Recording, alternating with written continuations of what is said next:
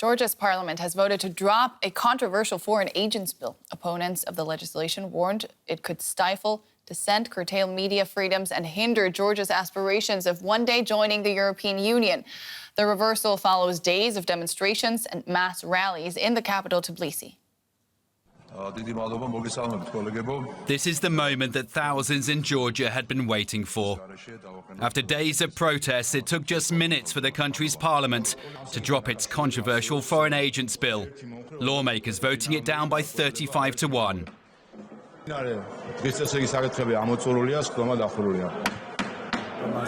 A victory celebrated moments later by both opposition MPs inside parliament.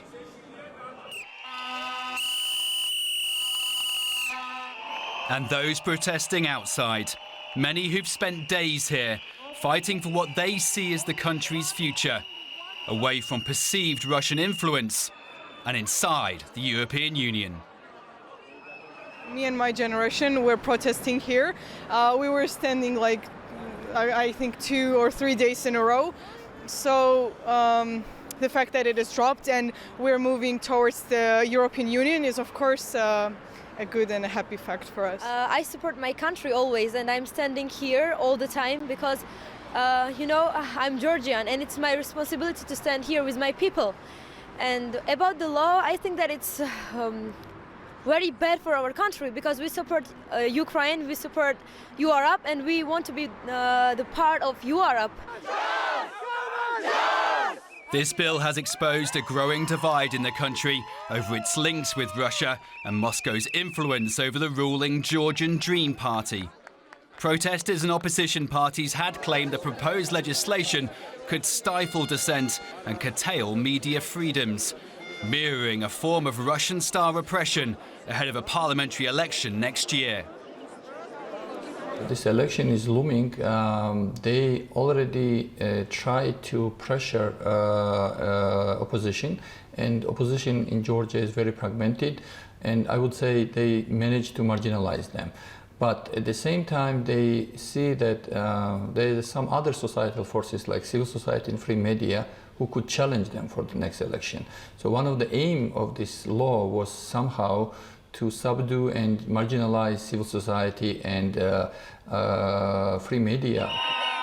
Moscow has accused the West of orchestrating the protests in Georgia over the now-defunct bill, likening it to a coup attempt. And where Tbilisi's loyalties lie in the weeks and months ahead could now be critical in its bid to join NATO and the European Union. And to get a better picture of the events in Georgia, we can now speak to Laura Thornton, the German Marshall Fund Senior Vice President, who joins us from Washington, D.C. Welcome, Ms. Thornton. Good to see you. Now, both protests on the street and diplomatic pressure are behind the Georgian government's decision to withdraw the bill. Which of the two do you think had a bigger impact? That's a good question. First of all, pleasure to be here. I actually believe it's the citizens of Georgia that will shape their government the most. We have seen the Georgian Dream government be very dismissive of condemnation from the West over the last several years. In fact, leaders in the Georgian Dream government have hurled insults at EU member of parliament, American diplomats, NATO. They've accused the West of dragging them into war. I don't think that that's what did it, although it didn't hurt for sure that international condemnation was very strong.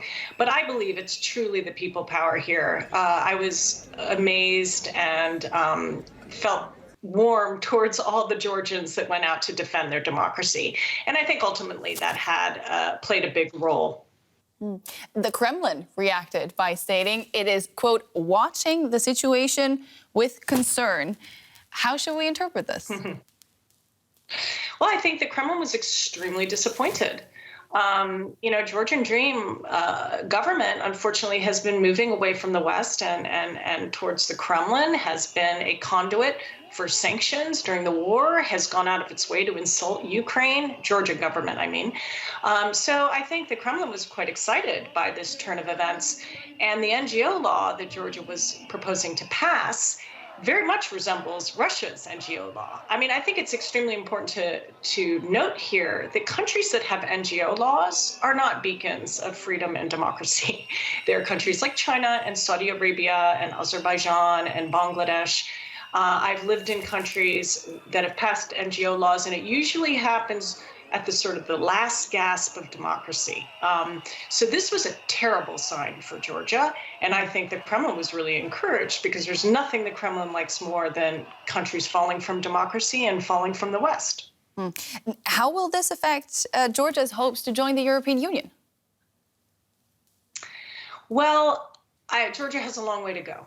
Again, I think this government doesn't put EU membership as a top priority. I mean, they say it in documents and in their campaign, but their actions speak louder. And as I mentioned, they have been very insulting towards this. But I think the main reason EU membership is far away, unfortunately for Georgia, is because the Georgian government understands that the reforms needed to join the EU are democratic reforms, and democracy could threaten their power. And so when you have to choose between democracy and power, unfortunately, many leaders and many governments choose power.